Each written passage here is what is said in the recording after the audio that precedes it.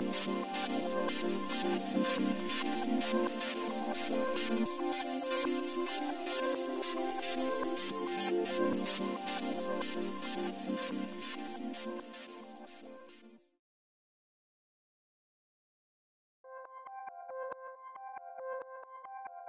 name's Keith. My name is Wayne.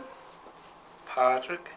This is actually the fourth Ballyrunners. Myself and Rachel from probation came up with the idea about 4 years ago. So Pat and I were putting our heads together going, what will we do? Because we were working with the same kids and young people, and they were coming to us with the same issues. They were either getting into trouble, they were involved with drugs, they weren't in courses, they weren't in training. So we said, what could we do with them?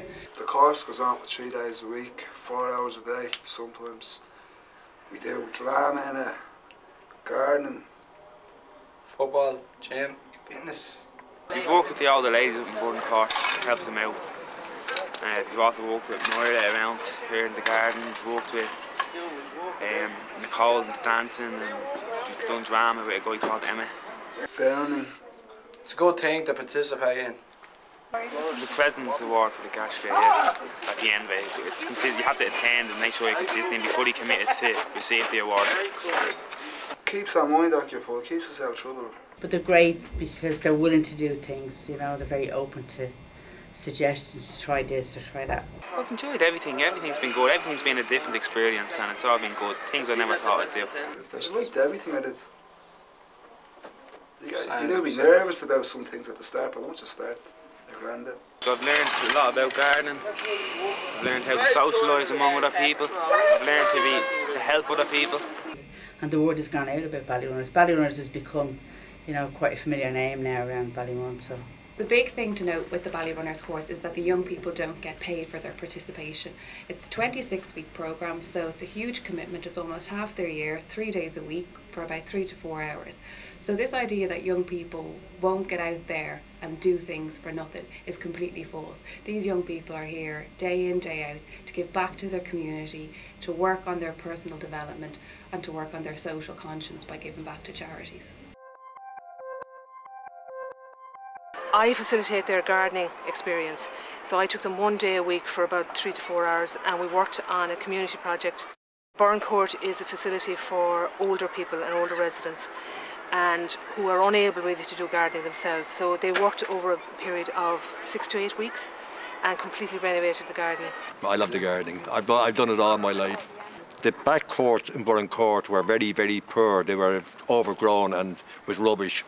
And then the gardening crowd came along, this crowd here, Maura and her crew, and they did great work.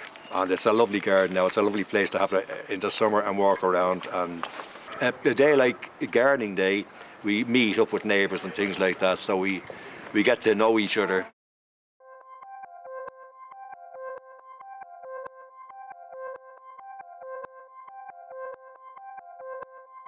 We got involved in this garden. It's the rear of the Holy Spirit Church.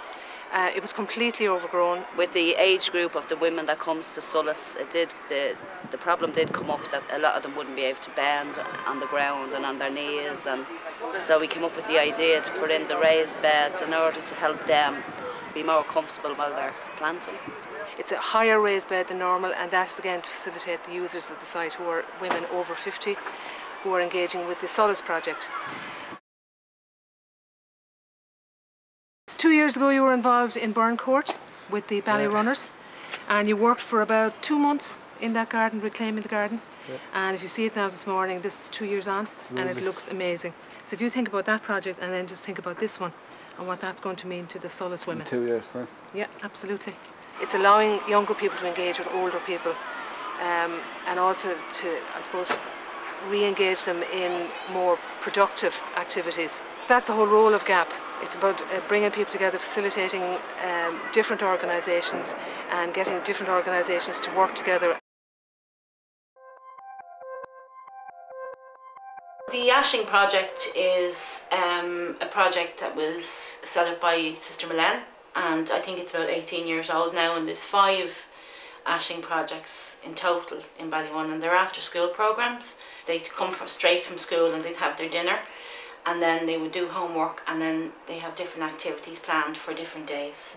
Age group is from 7 to 12 years of age. We've been planting strawberries, apples, rhubarb, and carrots, lettuce, and cabbage. When we actually started 3 years ago, there was none of the boxes that you see now. It was just all weed the whole way along. The children are really interested. They go down themselves and garden even when we're not there, which is a huge step really, because that's what it's all about, to kind of have them take ownership over their own space.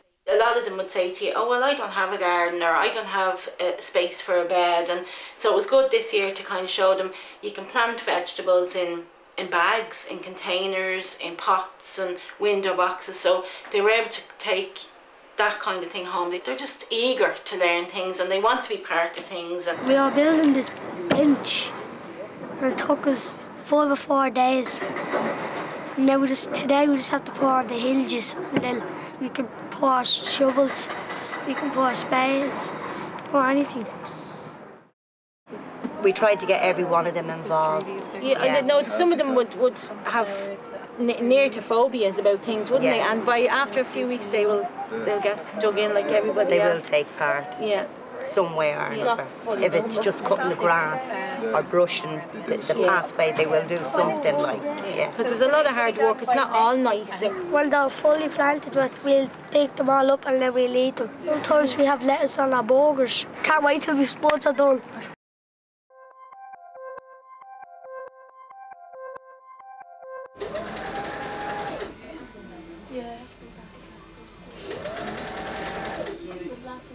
Hi, my name is Carrie-Anne. I am working here at the Rediscovery Centre.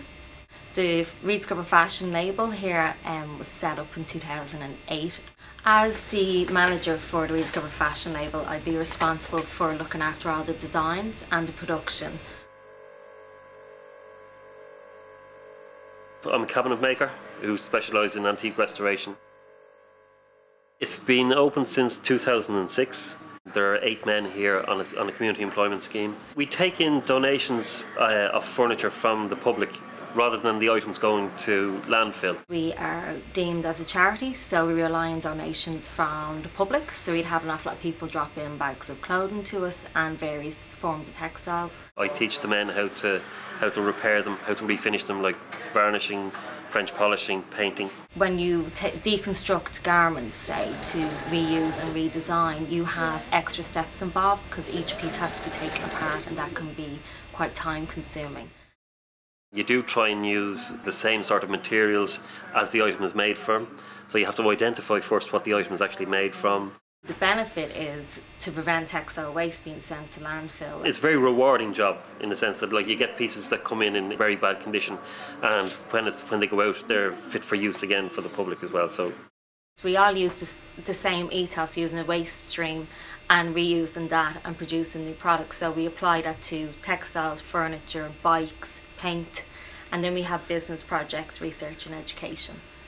The future plans, we are looking to get all of our projects being brought together under one roof, and we are hoping to move into the boiler house, which is just down the road here. It's a big building. Rather than tear it down and demolish it, we'll actually be able to move in there and totally reuse it.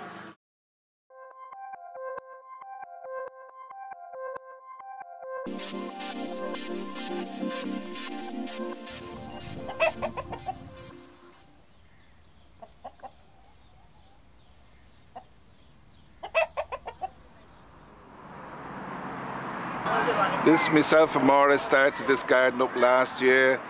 We've planted vegetables, flowers. We teach schools. We teach kids how to plant bulbs and flowers. We have a crowd in from St. Michael's, all mentally challenged. They come in every Monday and they love gardening, natural gardeners they are. We grow all the vegetables, beans, peas, cabbages, broccoli, carrots, everything. We have fruit bushes in. We grow blackberries, red currant. We will be putting in an orchard as well. We're going to get a polytunnel in so we can get early vegetables in. We can get early tomatoes, cucumbers in as well. We either eat them ourselves, or if we have too much, if anybody comes in, they're more than welcome. We just give them away. We don't do it for profit. We just do it for the people, for for the area, for the neighbourhood. We're trying to start up a wildlife too here. We've a display down here with bird boxes and ladybird catchers and stuff like that. So we want to put bird boxes in the trees, bring in finches and robins and see what wildlife is around, see what we can invite into the garden as well. We have a good crew of dedicated people who come every week. We have some that come and go, but we have our dedicated crew every week, and they're very, very good.